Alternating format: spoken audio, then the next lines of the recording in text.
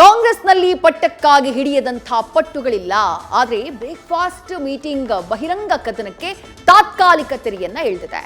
ಆದ್ರೂ CM DCM ಬಣ ಕೆರೆದು ಗಾಯ ಮಾಡ್ತಾ ಇದೆ. ಯತೀಂದ್ರ ಆಡಿದ್ದಂಥ ಪೂರ್ಣಾವಧಿ ಮಾತು ಮತ್ತೆ ಕಿಡಿಯನ್ನ ಹಚ್ಚಿದೆ. ಸಿಎಂ ಪುತ್ರನ ಮಾತು ಡಿಕೆ ಬಣವನ್ನ ಸಿಡಿದೇಳುವಂತೆ ಮಾಡಿದೆ.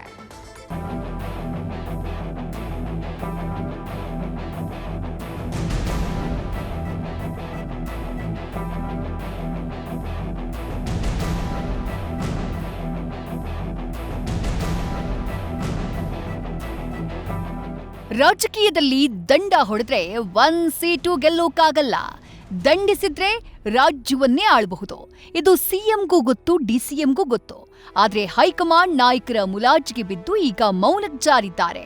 ಹಾಗಂತ ಅವರ ಬೆಂಬಲಿಗರ ಬಾಯಿ ಮುಚ್ಚೋಕ್ಕಾಗತ್ತಾ?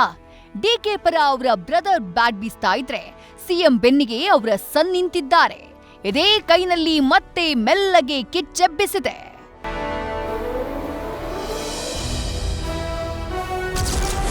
ಯತೀಂದ್ರ ಪೂರ್ಣಾವಧಿ ಮಾತು, ಡಿಕೆಶಿ ಸೈಲೆಂಟ್. ಕರೆದು ಮಾತನಾಡ್ತೀನಿ ಎಂದ ಡಿಕೆ ಶಿವಕುಮಾರ್. ಬೂದಿ ಮುಚ್ಚಿದ ಕೆಂಡುವಾಗಿದ್ದ ಸಿಎಂ ಕುರ್ಚಿ ಕಿತ್ತಾಟಕ್ಕೆ ಸಿದ್ದರಾಮಯ್ಯ ಪುತ್ರ ಡಾಕ್ಟರ್ ಯತೀಂದ್ರ ತುಪ್ಪ ಸುರಿದಿದ್ದಾರೆ. ನಿನ್ನೆ ಆಡಿದ್ದ ಸಿದ್ದರಾಮಯ್ಯ ಅವರೇ ಪೂರ್ಣಾವಧಿ ಸಿಎಂ ಎಂಬ ಮಾತು ಕನಕಪುರ ಕಲಿ ಬಣವನ್ನ ಬಡಿದೆಬ್ಬಿಸಿದೆ. ಈ ಮಾತು ಡಿಸಿಎಂ ಡಿಕೆ ಶಿವಕುಮಾರ್ ಕಿವಿಗೂ ಬಿದ್ದಿದೆ. ಆದ್ರೆ ಯತೀಂದ್ರರನ್ನ ಡಿಫೆಂಡ್ ಮಾಡಿಕೊಳ್ಳುವ ರೀತಿಯಲ್ಲಿ ಡಿಕೆಶಿ ಮಾತನಾಡಿದ್ದಾರೆ. ಅವರನ್ನ ಕರೆದು ಮಾತನಾಡ್ತೀನಿ ಅಂತ ಡಿಕೆ ಶಿವಕುಮಾರ್ ಹೇಳಿದ್ದಾರೆ. ನೋಟಿಸ್ ಕೊಡ್ತೀರಾ ಎಂಬ ಪ್ರಶ್ನೆಗೆ ಮೌನವೇ ಉತ್ತರವಾಗಿತ್ತು. ಯಾವಾಗಲೂ ನಮ್ದು ತಿಳಿಯಿದೆ. ನಾನು ಚೀಫ್ ಮಿನಿಸ್ಟರ್ ಅಲ್ಲಿ ಯಾವ ತರದ ಭಿನ್ನಾಭಿಪ್ರಾಯ ಹಿಂದೇನೂ ಇಲ್ಲ, ಇವತ್ತೂ ಇಲ್ಲ, ಮುಂದೇನೂ ಇಲ್ಲ. ಅವ್ರು ಏನ್ ಹೇಳಿಕೆ ಕೊಟ್ಟಿದ್ದಾರೆ ಅನ್ನೋದು ನನಗಿನ್ನ ಅರ್ಥ ಇಲ್ಲ. ಅರ್ಥ ಆಯ್ತಾ? ನಾನು ಅವ್ರ ಹತ್ರ ಮಾತಾಡ್ತೀನಿ.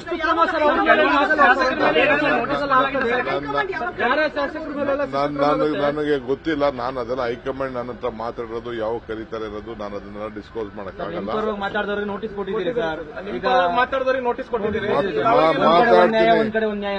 ಖಂಡಿತ ಮಾತಾಡೋಣ.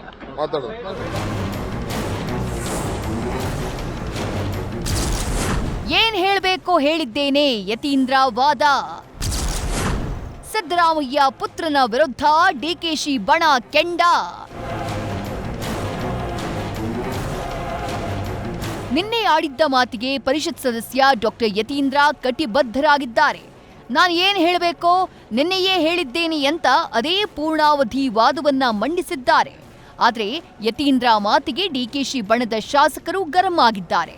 ಯತೀಂದ್ರರ ಈ ತರಹದ ಮಾತುಗಳು ಈಗ ಅವಶ್ಯಕತೆ ಇಲ್ಲ ಅಂತ ಹೇಳಿ ಶಾಸಕರಾದ ಎಚ್.ಸಿ. ಬಾಲಕೃಷ್ಣ, ಇಕ್ಬಾಲ್ ಹುಸೇನ್ ಕೌಂಟರ್ ಕೊಟ್ಟಿದ್ದಾರೆ. ಇದು ಅವಶ್ಯಕತೆ ಇಲ್ಲದೆ ಇರತಕ್ಕಂಥ ವಿಚಾರಗಳು ಚರ್ಚೆ ಅನವಶ್ಯಕವಾಗಿ ಆಗ್ತಾ ಇದೆ. ಅದಕ್ಕೊಂದು ಅಂತಿಮವಾದ ರೂಪವನ್ನು ಹೈಕಮಾಂಡ್ ಕೊಡಬೇಕು ಅಂತಕ್ಕಂಥದ್ದು ನನ್ನ ಅಭಿಪ್ರಾಯ. ಅವ್ರು ಏನು ಬಳಸ್ಕೊಳ್ಳೋ ಅವಶ್ಯಕತೆ ಏನಿಲ್ಲ. ನಾವೆಲ್ಲ ಕರೆಕ್ಟಾಗಿ ಇದ್ದೀವಿ. ನಮ್ಮ ಅಭಿಪ್ರಾಯ ಹೇಳ್ತಾ ಇದ್ದೀವಿ ಅಷ್ಟೇ. ನೋಡ್ರಿ, ಇದು ಚರ್ಚೆ ಮಾಡ್ತಕ್ಕಂಥ ವಿಚಾರ ಅಲ್ಲ. ಅವ್ರವ್ರ ಅಭಿಮಾನಿಗಳು ಅವ್ರವ್ರ ಪರವಾಗಿ ಬ್ಯಾಟಿಂಗ್ ಆಡ್ತಕ್ಕಂಥದ್ದು ಸಹಜ. ಅದನ್ನು ಬ್ಯಾಟಿಂಗ್ ಆಡ್ತಾ ಇದ್ದಾರೆ. ಅದನ್ನು ಚರ್ಚೆ ಮಾಡ್ತಕ್ಕಂಥ ವಿಷಯ ಅಲ್ಲ. ನಮ್ಮಲ್ಲಿ ಹೈಕಮಾಂಡ್ ಸ್ಟ್ರಾಂಗ್ ಆಗಿದೆ. It will take the decision. ಏನು ಹೇಳ್ಬೇಕು ಹೇಳಾಗಿದೆ. ಏನಾದ್ರೂ ಯಾರು ಏನಾದ್ರೂ ಹೇಳಿ, ಯಾರು ಏನಾದ್ರೂ ಹೇಳಿ, ನಾನು ಹೇಳ್ಬೇಕಾಗಿ ನಾನು ಹೇಳಾಗಿದೆ. ಮತ್ತಿನ್ಯಾರಿಗೂ ಪ್ರತಿಕ್ರಿಯೆ ಆಯ್ತು, ಮಾತಾಡ್ಲಿ ಬಿಡಿ. ಅದಕ್ಕೆ ತಾವಿದನ್ನ ಯಾವ ರೀತಿ ನೋಡಿ? ನಾನು ಹೇಳಿದ್ನಲ್ಲ, ಏನು ಹೇಳಬೇಕಾಗಿದೆ ಅದು ಹೇಳಾಗಿದೆ. ನಮ್ಮ ಮತ್ತೆ ಯಾವುದಕ್ಕೂ ಪ್ರತಿಕ್ರಿಯೆ ಮಾಡೋದು. ವರಿಷ್ಠರ ಸ್ಥಾನ ನೀವು ಯಾರು ತುಂಬಕ್ಕೆ ಹೋಗಬೇಡಿ. ವರಿಷ್ಠರದೇ ಆದಂಥ ಒಂದು ಗೌರವ ಇದೆ. ವರಿಷ್ಠರು ತೀರ್ಮಾನ ತಗೊಳ್ತೀವಿ ಅಂತ ಹೇಳಿದ್ದಾರೆ. ವರಿಷ್ಠರ ಮಾತಿಗೆ ನಾವೆಲ್ಲರೂ ಬದ್ಧವಾಗಿರ್ಬೇಕಾಗ್ತದೆ. ಅವರು ವರಿಷ್ಠರ ಸ್ಥಾನ ತುಂಬೋದು ಬೇಡ. ವರಿಷ್ಠರು ಬೇರೆ ಇದ್ದಾರೆ. ಇದಕ್ಕೆ ತೀರ್ಮಾನ ಮಾಡುವಂಥವ್ರು, ಇದಕ್ಕೆ ಸಲಹೆ ಕೊಡುವಂಥವ್ರು. ಯತೀಂದ್ರ ಮಾತು ಗಂಭೀರವಲ್ಲ ಎಂದ ದಿನೇಶ್. ಹೈಕಮಾಂಡ್ ತೀರ್ಮಾನ ಅಂತಿಮ ಎಂದ ಲಕ್ಷ್ಮಿ. ಯತೀಂದ್ರ ಸಿದ್ದರಾಮಯ್ಯ ಅವರ ಮಾತನ್ನ ಗಂಭೀರವಾಗಿ ಪರಿಗಣಿಸುವ ಅಗತ್ಯವಿಲ್ಲ ಅಂತ ಹೇಳಿ ಸಚಿವ ದಿನೇಶ್ ಗುಂಡೂರಾವ್ ಹೇಳಿದ್ರೆ, ಇತ್ತ ಹೈಕಮಾಂಡ್ ತೀರ್ಮಾನವೇ ಅಂತಿಮ ಅಂತ ಹೇಳಿ ಸಚಿವೆ ಲಕ್ಷ್ಮೀ ಹೆಬ್ಬಾಳ್ಕರ್ ಹೇಳಿದ್ದಾರೆ. ಮುಖ್ಯಮಂತ್ರಿ ಅವರೇ ಅದಕ್ಕೆ ಉತ್ತರ ಕೊಟ್ಟಿದ್ದಾರೆ. ಮುಖ್ಯಮಂತ್ರಿ ಅವರಿಗೆ ತಾವೇನು ಕೇಳಿದಾಗ ಏನು ಹೇಳಿದ್ರು? ಪಕ್ಷದ ವರಿಷ್ಠರು ತೀರ್ಮಾನದ ಪ್ರಕಾರ ನಾನು ಹೋಗ್ತೀನಿ ಅಂತ ಹೇಳಿದ ಮೇಲೆ ಇನ್ನು ಮತ್ತೆ ಬೇರೆ ಇನ್ನೊಬ್ಬರು ಏನೇ ಹೇಳಿದ್ರು ಕೂಡ ಅದು ನಾವೇನು ಅದ್ರ ಬಗ್ಗೆ ಅಷ್ಟೊಂದು ಗಂಭೀರವಾಗಿ ತಗೊಳ್ಬೇಕಾಗಿಲ್ಲ.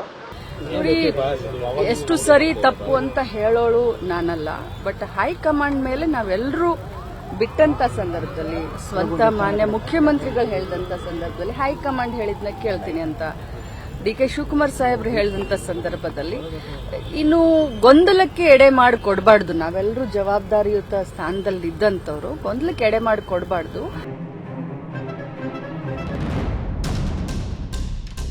ಅಧಿಕಾರ ಅಂತಸ್ತು ಬೇಡ ಅನ್ನೋರು ಈ ಜಗತ್ನಲ್ಲಿ ಯಾರಿದ್ದಾರೆ ಹೇಳಿ? ಆದ್ರೆ ಕಾಂಗ್ರೆಸ್ನಲ್ಲಿ ಹೈಕಮಾಂಡ್ ನೀಡುವ ಅಧಿಕಾರಕ್ಕಾಗಿ ಸಮರ ನಡೀತಾನೆ ಇದೆ. ಅಧಿವೇಶನ ಮುಗಿದ ಬಳಿಕ ಈ ಸಮರ ಮಹಾಯುದ್ಧವಾಗುವುದಂತೂ ಪಕ್ಕ.